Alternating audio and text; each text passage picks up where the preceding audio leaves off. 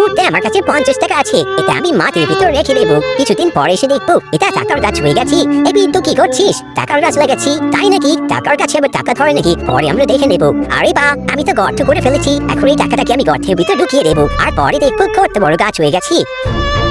পিতা মাটির তলে টাকাটাকে রেখে দিয়েছি, যতক্ষণ না গাছ হবে ততক্ষণ আমি এখানেই অপেক্ষা করবো।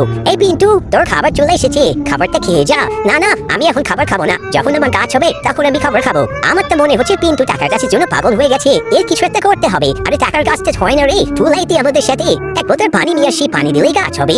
ওর মনটা হয়তো খারাপ হয়ে যাবে যদি টাকা না পায়। তা দেখার আগে তুমি যদি শয়তানকে কিনা করে থাকো আর মাকে মন থেকে ভালোবাসা থাকো, তাহলে ভিডিওতে লাইক করে চ্যানেলটাতে সাবস্ক্রাইব করে দাও, আর কমেন্ট বক্সে ইমোজিটা দিয়ে যাও।